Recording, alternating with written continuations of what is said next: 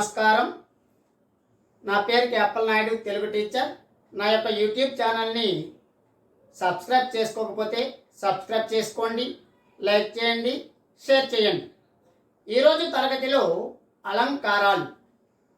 అలంకారాలు భాషకు అందాన్ని చేకూరుస్తాయి. ఈ అలంకారాలు రెండు రకాలు. ఒకటి అర్థాలంకారాలు, రెండు శబ్దాలంకారాలు. అర్థాన్ని బట్టి గ్రహించేవి అర్థాలంకారాలు, శబ్దాన్ని బట్టి గ్రహించేవి శబ్దాలంకారాలు. అర్థాలంకారాలు ఉపమ, రూపక, ఉత్ప్రేక్ష, దృష్టాంత, స్వభావోక్తి, అర్థాంతరన్యాస, శ్లేషాలంకారం, అతిశయోక్తి, యథాసంఖ్య లేదా క్రమాలంకారం. శబ్దాలంకారాలు అనుప్రాస అలంకారం 4 రకాలు. వృత్యానుప్రాస, చేకానుప్రాస, లాటానుప్రాస, అంత్యానుప్రాస. ఆ తర్వాత యమకము, ముక్త పదగ్రస్త అలంకారం. ఇవి శబ్దాలంకారాలు. ముందుగా అర్థాలంకారాలని చెప్పుకుందాం. ఈ యొక్క అలంకారాలు 6వ తరగతి నుండి 10వ తరగతి వరకు కూడా ఉంటాయి. ఒక్కొక్క అలంకారం ఒక్కొక్క తరగతిలో పరిచయం చేయడం ఉంటుంది. ఒక్కొక్కటి 2 అలంకారాలు పరిచయం చేయడం జరుగుతుంది. విద్యార్థులు చక్కగా 6వ తరగతి నుండి 10వ తరగతి చదువుతున్న విద్యార్థులందరికీ కూడా ఎంతో ఉపయోగకరంగా ఉంటుంది. అలాగే అలంకారాలు వివిధ పోటీ పరీక్షలకు టెట్, డిఎస్సి, ఎస్జిటి వివిధ పోటీ పరీక్షలు అంటే తెలుగు సబ్జెక్టు కలిగినటువంటి పోటీ పరీక్షలలో అలంకారం 1 or 2 మార్క్స్ ఇస్తున్నాడు అన్నమాట. 1 మార్కు లేదా 2 మార్కులు తప్పనిసరిగా పోటీ పరీక్షల్లో ఉంటున్నాయి. ఈ అలంకారాన్ని గుర్తించడం ఎలా, ఇవన్నీ కూడా ఈరోజు తరగతి చెప్పుకుందాం. ముందుగా అర్థాలంకారాలు. ఉపమాలంకారం. ఉపమ అనగా పోలిక. ఉపమ అనగా పోలిక.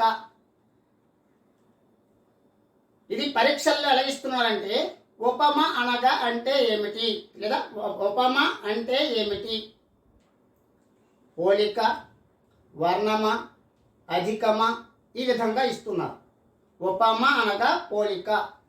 ఉపమాన ఉపమేయములకు మనోహరమైన పోలిక చెప్పి వర్ణించినచో ఉపమాలంకారము. ఉపమాన ఉపమేయములకు మనోహరమైన పోలిక చెప్పి వర్ణించినచో ఉపమాలంకారము. ఉపమాలంకారంలో 4 ప్రధాన లక్షణాలు ఉంటాయి.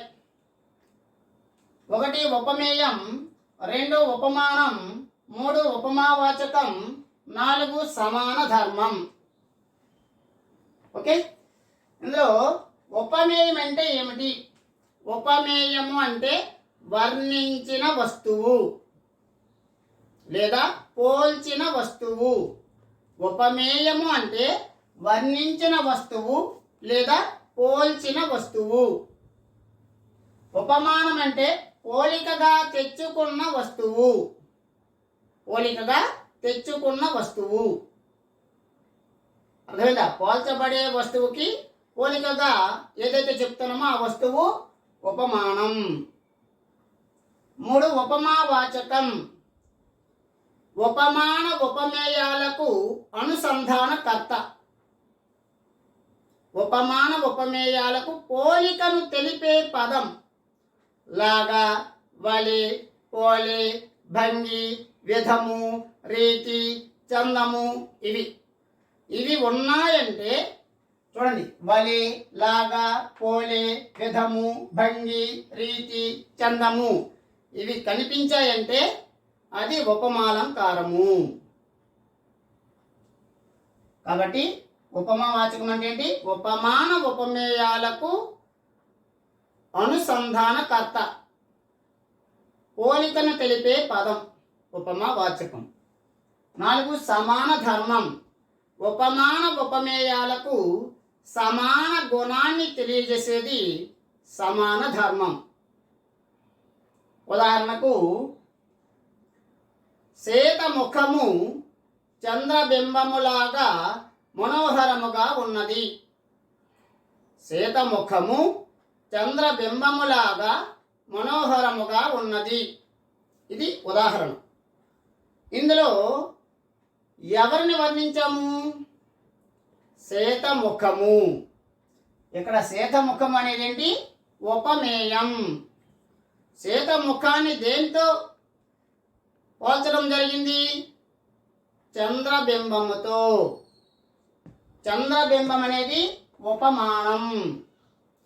శ్వేతముఖము చంద్రబింబము లాగా, లాగా అని ఉంది కదా, అది ఉపమావాచకం. లాగా అనేది పోలికను తెలిపే పదం. సమాన ధర్మం, ఉపమాన ఉపమేయాలకు సమాన గుణాన్ని తెలియజేసేదని చెప్పుకున్నాం కదా. అందులో మనోహరముగా ఉన్నది అనేది సమాన ధర్మం. శ్వేతముఖము చంద్రబింబములాగా మనోహరముగా ఉన్నది. శ్వేతముఖం అనేది ఉపమేయం, ఎందుకంటే వర్ణించాం కాబట్టి. చంద్రబింబం అనేది ఉపమానం, పోలికగా తెచ్చుకున్న వస్తువు కాబట్టి ఉపమావాచకం లాగా. సమాన ధర్మం, మనోహరముగా ఉన్నది. ఈ 4 ఉంటే పూర్ణోపమ అలంకారము అంటారు. పూర్ణోపమ. ఈ 4 ఏదైనా ఒకటి లోపిస్తే ఏమంటారంటే లుప్తోపమ. లుప్త అంటే లోపించబడిన. లుప్తోపమ అంటే లోపించబడిన. ఈ 4 ధర్మాల్లో ఏ ధర్మం లోపించినా అది లుప్తోపమ అలంకారం. ఈ 4 ఉన్నాయనుకోండి, పూర్ణోపమ, నిండైనటువంటి అలంకారం, ఉపమాలంకారం. అయితే అక్కడ చూడండి, శ్వేతముఖము చంద్రబింబములా ఉంది. అందులో ఏది లోపించింది? సమాన ధర్మము. శ్వేతముఖము చంద్రబింబములా ఉంది. ఇక్కడ సమాన ధర్మం లోపించింది కాబట్టి లుప్తోపమ. ఓకే. ఉపమాలంకారానికి ఇంకొక ఉదాహరణ చూడండి. ఆ మంటలు ప్రళయాగ్నిలాగా దిక్కులన్నీ కప్పివేస్తున్నాయి. ఆ మంటలు ప్రళయాగ్నిలాగా దిక్కులన్నీ కప్పివేస్తున్నాయి. ఇక్కడ కూడా లాగా వచ్చింది కాబట్టి ఉపమాలంకారము. ఇది ఉపమాలంకారము. పరీక్షలలో మీరు గుర్తించే విధానం ఏంటి? లాగా, వలె, పోలే, విధము, భంగి, రీతి, చందము, ఈ పదాలు కనబడ్డాయంటే అది ఉపమాలంకారము. లేదంటే ఉదాహరణ చదివినా సరే, ఉదాహరణ చదివామనుకోండి మనకి ఈజీగానే గుర్తుపట్టవచ్చు. ఓకే. ఇప్పుడు రెండవది రూపకలంకారం. రూపకలంకారంలో అభేదం, ఆరోపం. అభేదం, ఆరోపం. ఉపమాన ఉపమేయములకు అభేదము చెప్పబడినచో రూపకలంకారము. ఉపమాన ఉపమేయములకు అభేదము చెప్పబడినచో రూపకలంకారము. అభేదం అంటే ఏంటి? భేదము లేకుండా చెప్పడం, రెండు ఒకటే అని చెప్పడం. అర్థమైందా? ఆరోపం అంటే ఏంటి? ఆరోపము అంటే ఉపమానమునందు ఉపమేయమునందు ఉపమాన ధర్మాన్ని ఆరోపించి చెప్పడం. ఉపమేయమునందు ఉపమాన ధర్మాన్ని ఆరోపించి చెప్పడం.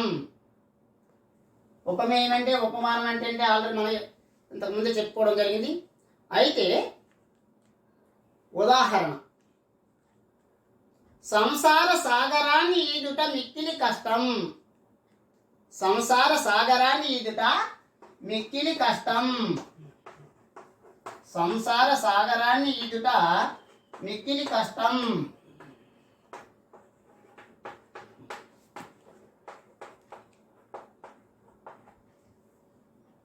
ఇక్కడ సంసారం అనేది ఉపమేయం. సంసారం అనేది ఏంటి? ఉపమేయం. సాగరం అనేది ఉపమానం. సాగరం అనేది ఉపమానం. సంసారాన్ని ఈదటం ఎంత కష్టమో, సంసారాన్ని కొనసాగించడం ఎంత కష్టమో, సాగరాన్ని ఈదడము, సముద్రాన్ని ఈదడం కూడా అంతే కష్టం. అంటే ఇక్కడ ఉపమేయమైన సంసారానికి, ఉపమానమైన సాగరానికి అభేదం చెప్పబడింది కాబట్టి ఇది రూపకలంకారం. ఇంకొక ఉదాహరణ, ఆ రాజు సాక్షాత్తు ఈశ్వరుడే.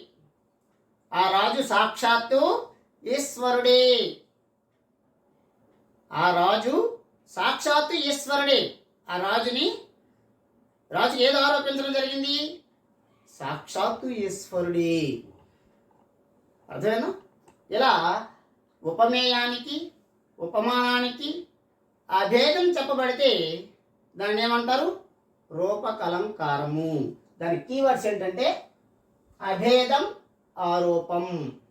అభేదం, ఆరోపం. లతాలలనలు రాజుపై కుసుమాక్షతలు చల్లిరి. లతాలలనలు రాజుపై కుసుమాక్షతలు చల్లిరి. కుసుమాలంటే ఏంటి? పువ్వులు. అక్షతలు అంటే ఏంటి? అక్షంతలు. అంటే ఇక్కడ పువ్వులకు అక్షంతలకు అభేదం చెప్పబడింది కాబట్టి ఏంటి? రూపక అలంకారము. ఆ తర్వాత మూడవది ఉత్ప్రేక్ష. ఉత్ప్రేక్ష అలంకారము ఊహ ప్రధానముగా కలిగిన అలంకారం. ఉపమానమునందు ఉన్న ధర్మాలు ఉపమేయమునందు ఉండుట వలన, ఉపమేయాన్ని ఉపమానంగా ఊహించుట వలన ఇది ఉత్ప్రేక్ష అలంకారం అంటారు. ఉపమానమునందు ఉన్న ధర్మాలు ఉపమేయమునందు ఉండుట వలన, ఉపమేయాన్ని ఉపమానంగా ఊహించుటను ఉత్ప్రేక్ష అలంకారం అంటారు. ఊహ ప్రధానంగా కలిగిన అలంకారము.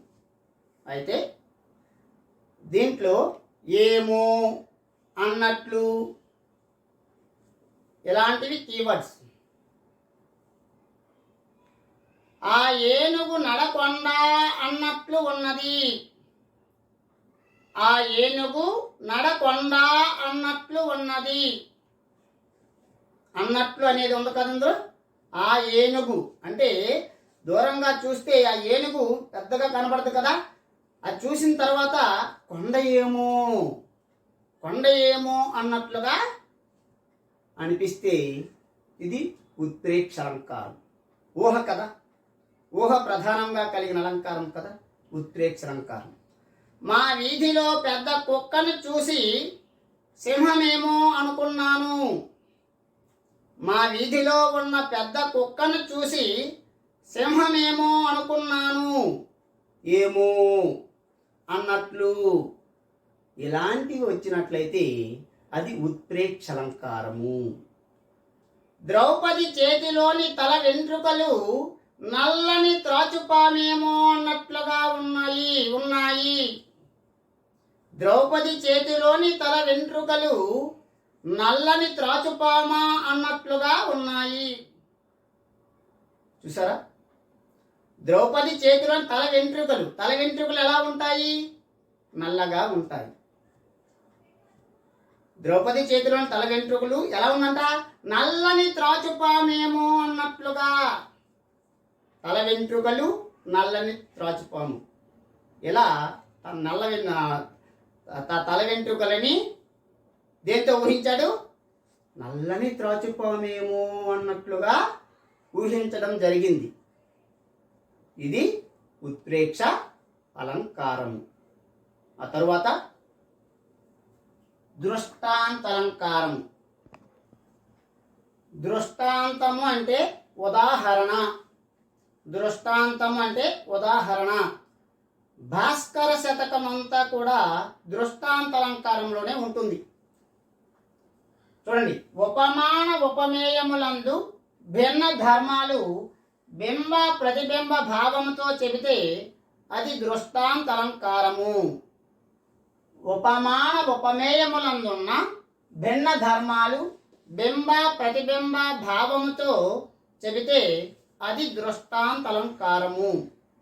ఉదాహరణ, ఓ రాజా నీవే కీర్తిమంతుడవు, చంద్రుడే కాంతివంతుడు. ఓ రాజా నీవే కీర్తిమంతుడవు, చంద్రుడే కాంతిమంతుడు.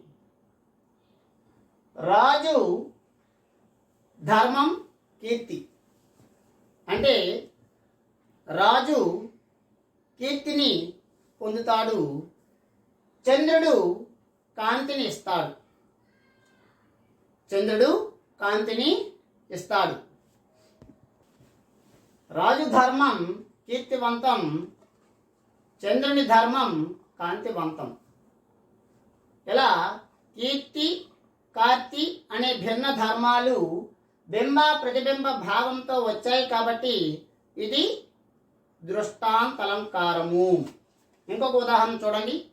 సత్పురుషుడు తనని ఎవరూ కోరకపోయినా మేలు చేస్తూ లోకానికి ఆనందం కలిగిస్తాడు. కలువలను వికసింపజేయమని ఎవరు ప్రార్థిస్తారు? కలువలను వికసింపజేయమని ఎవరు ప్రార్థిస్తారు? ఇది కూడా దృష్టాంతాలంకారం యొక్క ఉదాహరణ. ఇప్పుడు స్వభావోక్తి. స్వభావము అంటే గుణము. స్వభావము అంటే గుణము. జాతి గుణ క్రియాదులను ఉన్నది ఉన్నట్లుగా మనోహరంగా వర్ణించి చెబితే అది అది స్వభావోక్తి అలంకారము. జాతి గుణ క్రియాదులను ఉన్నది ఉన్నట్లుగా మనోహరంగా వర్ణిస్తే దాన్ని ఏమంటారు? స్వభావోక్తి అలంకారము. ఆ ఉద్యానవనమునందలి లేళ్ళు చెవులు రిక్కించి చెంగు చెంగున గంతులు వేస్తున్నాయి. అక్కడ ఉద్యానవనంలో లేళ్ళు లేదా జింకలు గంతులు వేస్తూ చెంగు చెంగున ఎగురుతున్నాయి. అంటే ఆ జింకల యొక్క స్వభావాన్ని ఉన్నది ఉన్నట్లుగా మనోహరంగా వర్ణించారు కాబట్టి ఇది స్వభావోక్తి అలంకారము. ఆ క్రీడా మైదానంలో పిల్లలు ఆటలు ఆడుతూ గెంతుతూ ఆనందిస్తున్నారు. అంటే ఆ క్రీడా మైదానంలో ఉన్న పిల్లల యొక్క స్వభావాన్ని ఉన్నది ఉన్నట్లుగా మనోహరంగా వర్ణించారు కాబట్టి ఇది స్వభావోక్తి అలంకారము. జాతి గుణ క్రియాదులను ఉన్నది ఉన్నట్లుగా మనోహరంగా వర్ణించి చెబితే అది స్వభావోక్తి అలంకారము. ఆ తరువాత అర్ధాంతరన్యాస అలంకారం. అర్ధాంతరన్యాస అలంకారము. అర్ధాంతరన్యాస అలంకారం సమర్థించడం. దాని కీవర్డ్ ఏంటంటే సమర్థించడం. సామాన్యాన్ని విశేషం చేత గాని విశేషాన్ని సామాన్యం చేత గాని సమర్థించి చెప్పడాన్ని అర్ధాంతరన్యాస అలంకారం అంటారు. సామాన్యాన్ని విశేషం చేత గాని విశేషాన్ని సామాన్యం చేత గాని సమర్థించి చెప్పడాన్ని అర్ధాంతరన్యాస అలంకారం అంటారు. ఇక్కడ విశేషం అంటే ఏమిటి? విశేషం అంటే జరిగిన విషయం. జరిగిన విషయం. సామాన్యం అంటే లోక ప్రసిద్ధ విషయం. లోక ప్రసిద్ధ విషయం. లోక ప్రసిద్ధ విషయం. విశేషం అంటే జరిగిన విషయం. సామాన్యం అంటే లోక ప్రసిద్ధ విషయం. శివాజీ కళ్యాణి దుర్గాన్ని జయించాడు, వీరులకు సాధ్యము కానిది లేదు కదా. చూడండి, శివాజీ కళ్యాణి దుర్గాన్ని జయించాడు అనేది ఏంటి? విశేషం. విశేషం. తర్వాత ఏమన్నాడు? వీరులకు సాధ్యము కానిది లేదు కదా. శివాజీ మహారాజు వీరుడు కాబట్టి అటువంటి వీరుడుకు సాధ్యం కానిది ఏమైనా ఉంటుందా? ఉండదు కదా. ఈ శివాజీ కళ్యాణి దుర్గాన్ని జయించడం అనేది విశేషం. వీరులకు సాధ్యము కానిది లేదు కదనేది సామాన్యం. హనుమంతుడు సముద్రాన్ని లంఘించెను.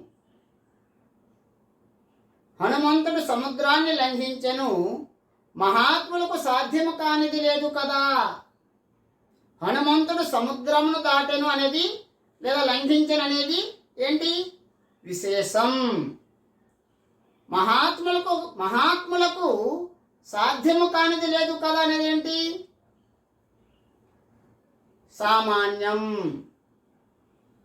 మహాత్ములకు సాధ్యము కానిది లేదు కదా అనేది ఏంటి? సామాన్యం.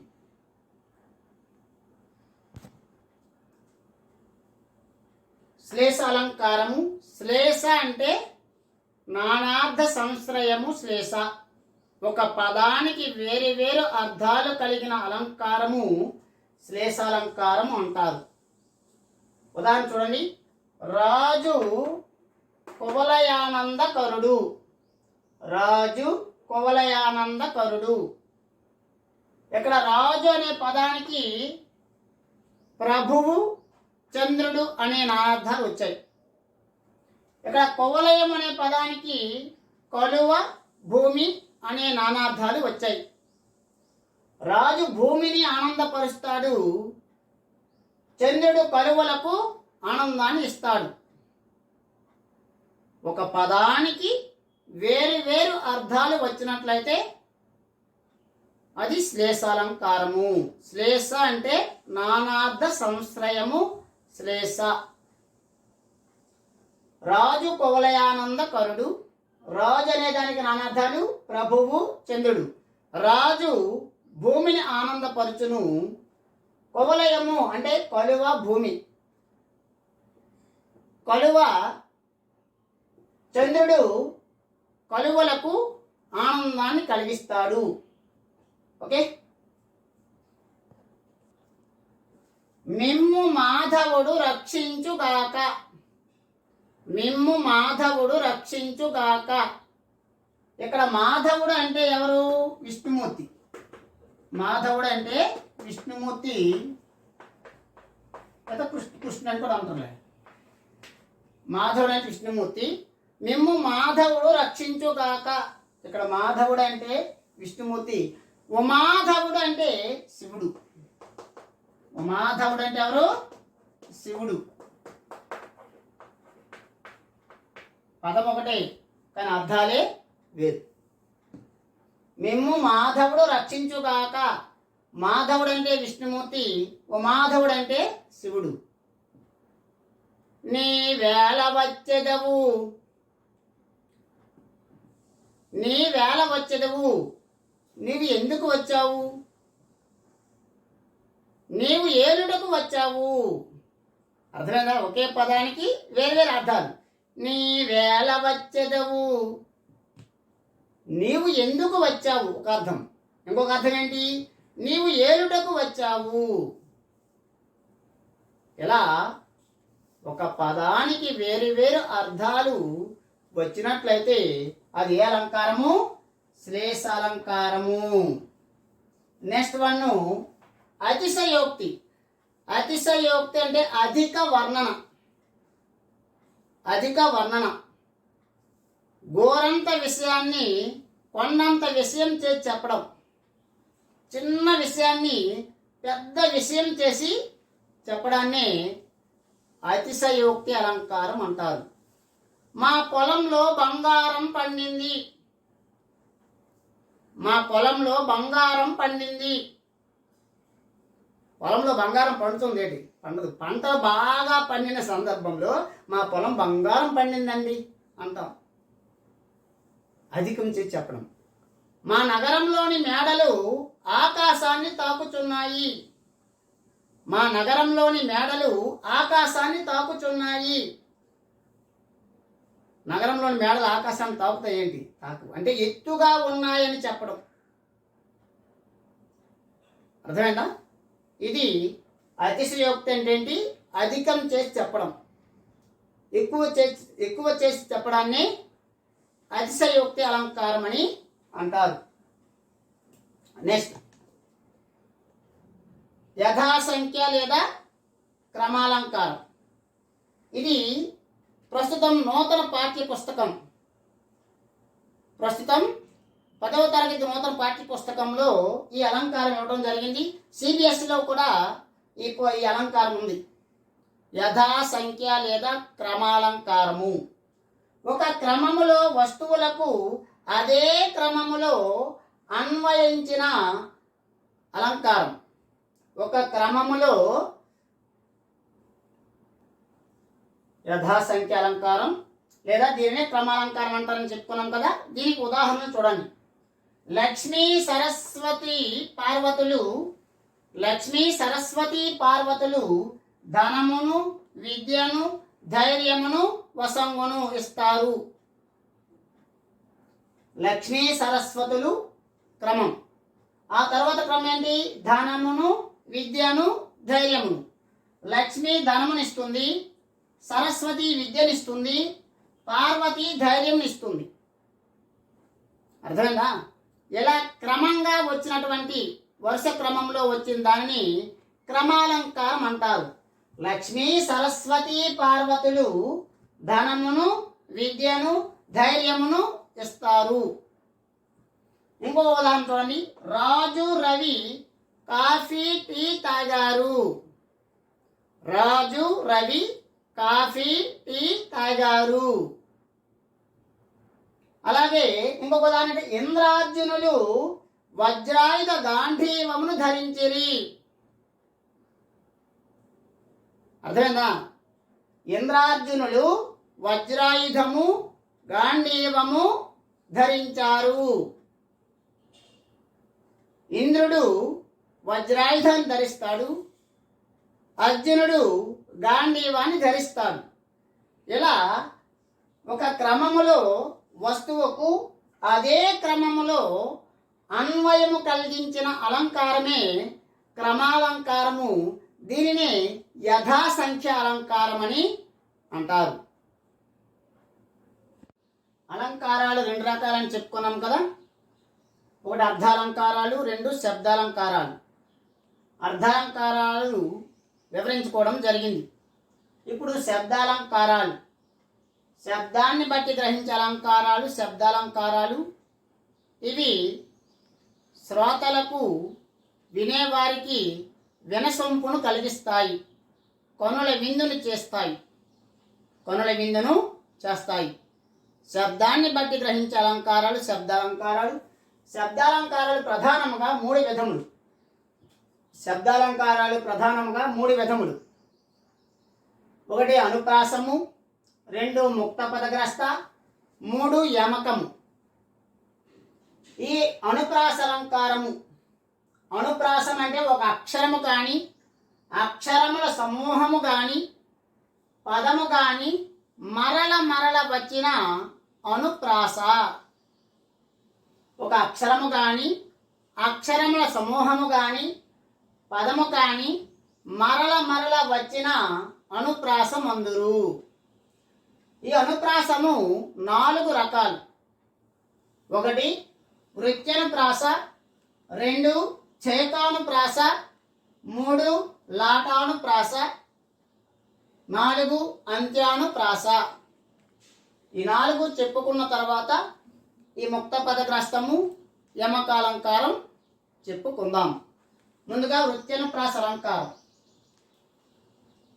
ఒకే అక్షరము లేదా ఒక అక్షరము అనేక మార్లు పునరుక్తమైతే దానిని వృత్యనుప్రాస అలంకారం అంటారు.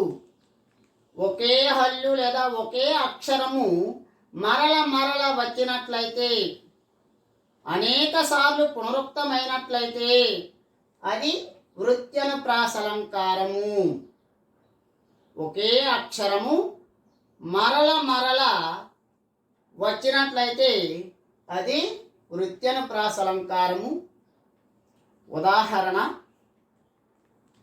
కాకి కోకిల కాదు కదా. కాకి కోకిల కాదు కదా. చూడండి, కాకి కోకిల కాదు కదా. ఒకే హల్ అనేక మార్లు. ఈ వాక్యంలో ఈ ఉదాహరణలో కా అనే హల్లు అనేక మార్లు వచ్చింది కాబట్టి ఇది ఏ అలంకారము?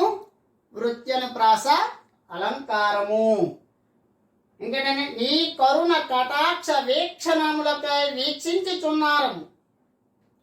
నీ కరుణ కటాక్ష వీక్షణములకై వీక్షించుచున్నారము.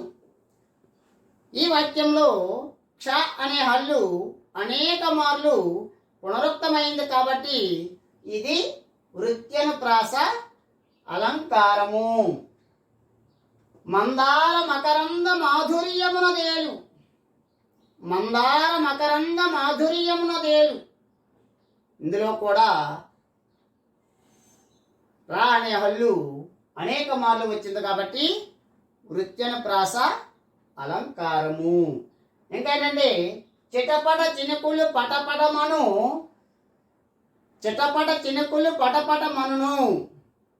ఇక్కడ టా అనే హల్లు అనేక మార్లు పునరుక్తమైంది కాబట్టి ఇదేంటి? వృత్యనుప్రాస అలంకారము. 2 చేకానుప్రాస అలంకారము. చేకానుప్రాస 2 గాని అంతకంటే ఎక్కువ గాని హల్లుల జంట అర్ధభేదంతో వెంట వెంటనే వచ్చినచో చేకానుప్రాస అలంకారము. 2 గాని అంతకంటే ఎక్కువ గాని హల్లుల జంట అర్ధభేదంతో వెంట వెంటనే వచ్చినచో దాన్ని ఏమంటారు? చేకానుప్రాస అలంకారం అంటారు. లేదా అర్ధభేదము గల హల్లుల జంట వెంట వెంటనే ప్రయోగించినచో దానిని ఏమంటారు? చేకానుప్రాస అలంకారం అంటారు. ఉదాహరణ: ఓ కృష్ణ నీకు 100 వందనాలు. ఓ కృష్ణ నీకు 100 వందనాలు. ఇక్కడ 100 అంటే సంఖ్య, ఇక్కడ 100 అంటే వందనాలంటే నమస్కారాలు. ఇలా అర్ధభేదము గల హల్లుల జంట వెంట వెంటనే గ్యాప్ లేకుండా అవ్యవధానముగా అంటే గ్యాప్ లేకుండా వస్తే దానిని చేకానుప్రాస అలంకారం అంటారు. ఇంకొక ఉదాహరణ చూడండి. కందర్ప దర్పదములకు సుందర దరహాస రుచులు. కందర్ప దర్పదములకు సుందర దరహాస రుచులు. దర్ప దర్ప సుందర దర దర. ఇలా అర్ధభేదము గల హల్లుల జంట వెంట వెంటనే వస్తే దీనిని ఏమంటారు? చేకానుప్రాస అలంకారము. ఇంకొక ఉదాహరణ: గీత గీత గీసింది. సింపుల్. గీత గీత గీసింది. గీత అంటే ఇక్కడ అమ్మాయి పేరు. గీత గీసింది అంటే లైన్ వేసింది. అర్ధభేదము గల హల్లుల జంట వెంట వెంటనే వస్తే దాన్ని ఏమంటారు? చేకానుప్రాస. ఇంకొక ఉదాహరణ: పూజ పూజ చేసింది. పూజ పూజ చేసింది. ఇక్కడ పూజకు అర్థం వేరు, అక్కడ పూజకు అర్థము వేరు. ఇలా అర్ధభేదము గల హల్లుల జంట వెంట వెంటనే ప్రయోగించినచో దాన్ని ఏమంటారు? చేకానుప్రాస అలంకారము. 3 లాటానుప్రాస అలంకారము. ఇప్పుడు మూడవది లాటానుప్రాస అలంకారము. లాటానుప్రాస అలంకారము అర్ధభేదము లేక తాత్పర్య భేదము కలిగినట్లు ఒక పదము 2 సార్లు చెప్పబడితే అది లాటానుప్రాస అలంకారము. అర్ధభేదము లేక తాత్పర్య భేదము కలిగినట్లు ఒక పదము 2 సార్లు ప్రయోగించడం వలన అది లాటానుప్రాస అలంకారం అంటారు. ఉదాహరణ: కమలాక్షు నచ్చించు కరములు కరములు. ఇక్కడ కరములన్నా చేతులే, ఇక్కడ కరములన్నా చేతులే. అర్థంలో తేడా లేదు. అర్థంలో తేడా లేకపోయినా తాత్పర్యంలో తేడా ఉన్నట్లయితే దానిని లాటానుప్రాస అలంకారం అంటారు. చూడండి. కమలాక్షు నచ్చించు కరములు కరములు. విష్ణుమూర్తిని పూజించినటువంటి చేతులే చేతులు, మిగిలినవి చేతులు కాదు. భావముచ్చ ఏమవుతుంది? విష్ణుమూర్తిని పూజించినటువంటి చేతులే చేతులు, మిగిలినవి చేతులు కాదు. ఇంకోటి చూడండి, చిత్తశుద్ధితో చేసేది సేవ సేవ. మంచి మనసుతో చేసినటువంటిదే సేవ. అలా చేయకపోతే అది నిజమైన సేవ కాదు. ఇలా అర్థభేదము లేక తాత్పర్య భేదముతో 2 సార్లు కానీ ప్రయోగించినట్లయితే దాన్ని ఏమంటారు? లాటాను ప్రాస. అర్థం ఒకటే, పదానికి అర్థం ఎక్కడా మారదు. కానీ తాత్పర్యానికి వచ్చేసరికి తేడా ఉన్నట్లయితే దానిని లాటాను ప్రాస అలంకారం అని అంటారు. శ్రీనాథు వర్ణించు జహ్వ జహ్వ. ఇక్కడ శ్రీనాథుడు అంటే ఎవరు? ఇక్కడ విష్ణుమూర్తి. విష్ణుమూర్తిని వర్ణించినటువంటి నాలుకే నాలుక, మిగిలినవి నాలుకలు కాదు. ఇలా అర్థభేదము లేక తాత్పర్య భేదము కలిగినట్లు ఒక పదము 2 సార్లు ప్రయోగించినట్లయితే దానిని లాటానుప్రాస అలంకారం అంటారు. అర్థంలో ఎటువంటి తేడా ఉండదు, తాత్పర్యంలోనే తేడా ఉన్నట్లయితే అది లాటానుప్రాస అలంకారము. నెక్స్ట్ 4 అంత్యానుప్రాస అలంకారం. అంత్యానుప్రాస అలంకారము, అంత్యము అంటే చివర, పదము చివర కానీ, పాదము చివర కానీ, వాక్యము చివర కానీ ప్రాస వచ్చినట్లయితే దానిని అంత్యానుప్రాస అలంకారం అంటారు. పదము చివర కానీ, పాదము చివర కానీ, వాక్యము చివర కానీ ప్రాస వచ్చినట్లయితే దానిని అంత్యానుప్రాస అలంకారం అంటారు. ఉదాహరణ చూడండి, అశోక వనమున సీత విలపించిన దుఃఖము చేత. అశోక వనమున సీత విలపించిన దుఃఖము చేత. ఇక్కడ సీత చేత ప్రాస వచ్చాయి కదా, పదం చివర ఎట్లా వస్తే దాన్ని అంత్యానుప్రాస అలంకారం అంటారు. భాగవతమున భక్తి భారతములో ఎత్తి రామకథే రక్తి ఓ కోణలమ్మ. చూడండి, భాగవతమున భక్తి రామకథయే రక్తి. భక్తి రక్తి. భాగవతమున భక్తి రామకథయే రక్తి. భక్తి రక్తి. ఇలా పదము చివర కానీ, పాదము చివర కానీ, వాక్యము చివర కానీ ప్రాస వచ్చినట్లయితే దానిని అంత్యానుప్రాస అలంకారం అంటారు. ఇక్కడ చూడండి, ఎవడివాడు ఎచటివాడు ఇటు వచ్చిన తెల్లవాడు. చూసారా ఎంత అంద శబ్దాలంకారాలు వినసొంపుగా ఉంటాయి అంటారు. అందుకే ఎవడివాడు ఎచటివాడు ఇటు వచ్చిన తెల్లవాడు. వాడు వాడు వాడు. అర్థమైందా? ఇవి అంత్యానుప్రాస అలంకారాలు. పదము చివర కానీ, పాదము చివర కానీ, వాక్యము చివర కానీ ప్రాస వచ్చినట్లయితే వాటిని ఏమంటారు? అంత్యానుప్రాస అలంకారం అని అంటారు. ఇక్కడ చూడండి, ఇక్కడ నగారా మోగిందా నయాగర దుముకిందా. నగారా మోగిందా నయాగర దుముకిందా. మోగిందా దుమికిందా. ఇలా పదము చివర కానీ, పాదము చివర కానీ, వాక్యము చివర కానీ ప్రాస వచ్చినట్లయితే దానిని అంత్యానుప్రాస అలంకారాలు అంటారు. ఓకే,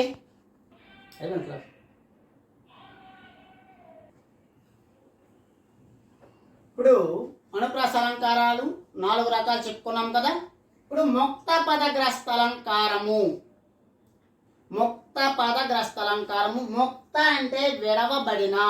ముక్త అంటే విడవబడిన. ముక్త అంటే విడవబడిన. గ్రస్త పద అంటే మాటను. ముక్త అంటే విడవబడిన, పద అంటే మాటను, గ్రస్త అంటే తీసుకొనుటను. విడవబడిన పదమును, మాటను మరలా తీసుకోవటం. చూడండి, పాదాంతమునందు కానీ, వాక్యాంతమునందు కానీ విడిచిన పదభాగములను అవ్యవధానముగా అంటే గ్యాప్ లేకుండా. అవ్యవధానం అంటే గ్యాప్ లేకుండా. అవ్యవధానముగా మరల ప్రయోగించిన ముక్త పదగ్రస్తము అంటారు. పాదాంతము అందు కానీ, పాదము అంతము అందు కానీ, వాక్యము అంతమునందు కానీ మరల అంటే విడిచిన పదభాగములను అవ్యవధానముగా మరలా ప్రయోగించిన దాన్ని ఏమంటారు? ముక్త పదగ్రస్త అలంకారమని అంటారు. ఉదాహరణ చూడండి. సుదతి నూతన మదన మదనాగ తురంగ పూర్ణమణిమయ సదన సదనామయ గజరదన. చూడండి ఈ పద్యంలో సుదతి నూతన మదన ఏ పదం చెందైంది? పాదము మదన. మళ్ళీ రెండో పాదం చూడండి, మళ్ళీ అదే పదంతో మదనాగ మదనాగ తురంగ పూర్ణ మణిమయ సదన. ఈ సదన అనే పదం చెందైంది కదా, మళ్ళా కూడా సదనా. అర్థమైందా? పదము పాదాంతమునందు కానీ వాక్యాంతమునందు కానీ విడిచిన పదము అవ్యవధానముగా మరల ప్రయోగించినచో దాన్ని ఏమంటారు? ముక్త పదగ్రస్తలంకారం అని అంటారు. ఆ తర్వాత చివరిది ఇప్పుడు యమకాలంకారము శబ్దాలంకారాల్లో చాలా ముఖ్యమైన అలంకారము యమకాలంకారము. అర్ధభేదము గల అక్షరముల సమూహము మరల వచ్చిన అది యమకాలంకారము. అర్ధభేదము గల అక్షరముల సమూహము మరల వచ్చిన అది యమకాలంకారము. ఉదాహరణ, మానవ నీ ప్రయత్నం మానవ. అర్ధభేదము గల అక్షరముల సమూహం అన్నాడు. అర్థమైందా? మానవ నీ ప్రయత్నం మానవ. ఇక్కడ మానవ అంటే అర్థం ఏంటి? ఓ నరుడా లేదా ఓ మనిషి. నీ ప్రయత్నం మానవ. నీ ప్రయత్నం మానవ అంటే ఏంటి? వదిలిపెట్టవా. నీ ప్రయత్నం అంటే ఏంటి అర్థము? వదిలిపెట్టవా. ఎక్కడ అర్థం వేరు, ఎక్కడ అర్థం వేరే. పదాలు ఒకటే, అక్షరముల సమూహము మరల వచ్చాయి కాబట్టి యమకాలంకారం. అర్ధభేదము గల అక్షరముల సమూహము మరల వచ్చిన యమకాలంకారం. మానవ నీ ప్రయత్నం మానవ. ఇక్కడ మానవ అంటే ఏంటి? ఓ మనిషి.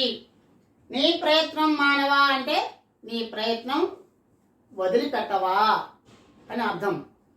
తర్వాత ఆ తోరణం శత్రువులతో రణానికి కారణమైంది. ఆ తోరణం శత్రువుతో రణానికి కారణమైంది. ఆ తోరణం అంటే ఏంటి? ద్వారానికి కట్టినటువంటిది. తోరణం అంటే ఏంటి? శత్రువులతో. రణం అంటే యుద్ధం. అక్కడ అర్థం వేరు, ఇక్కడ అర్థం వేరు. అర్ధభేదము గల అక్షరముల సమూహము మరల ప్రయోగించిన యమకాలంకారము. ఇంకొక ఉదాహరణ, మన సుభద్రమయ్యేనట. మన సుభద్రమయ్యేనట. ఇక్కడ సుభద్ర అంటే ఏంటి? అర్జునుడి భార్య. మన సుభద్రమయ్యేనట, మనసు భద్రమయ్యిందంట. ఇలా అర్ధభేదము గల అక్షరముల సమూహము మరల వచ్చిన దాన్ని ఏమంటారంటే యమకాలంకారము. ఇక్కడ చేకానుప్రాస అలంకారానికి యమకాలంకారానికి కొద్దిగా తేడా. చేకానుప్రాస అలంకారం అంటే ఏంటి? అర్ధభేదము గల హల్లుల జంట వెంటనే రావటం. హారతికిచ్చిరి, తేలుతుంది, పూజ చేసింది, గీత గీసింది. ఇవన్నీ కూడా చేకానుప్రాస అలంకారం. ఇక్కడ ఏంటి? అలంకారం ఏంటి? అది వెంటనే రావడం చేకానుప్రాస. అర్ధభేదం గల అక్షరముల సమూహము మరల రావడాన్ని యమకాలంకారం అంటారు. మానవ నీ ప్రయత్నం మానవ. ఎక్కడ మానవ వచ్చింది, ఎక్కడ కూడా మానవ వచ్చింది. ఆ శత్రువుల తోరణం, ఎక్కడ తోరణం వచ్చింది, ఎక్కడ తోరణం వచ్చింది. దీనికి దానికి కొంచెం తేడా ఉంటుంది. కొంచెం గమనిస్తే ఈజీగా మనము అలంకారాల్ని గుర్తించగలము. ఓకే, ఈ వీడియో మీకు నచ్చినట్లయితే లైక్ చేయండి, షేర్ చేయండి, సబ్స్క్రైబ్ చేయడం మాత్రం మర్చిపోవద్దు. పక్కనే ఉన్న గంట సింబల్ని నొక్కండి. ధన్యవాదములు.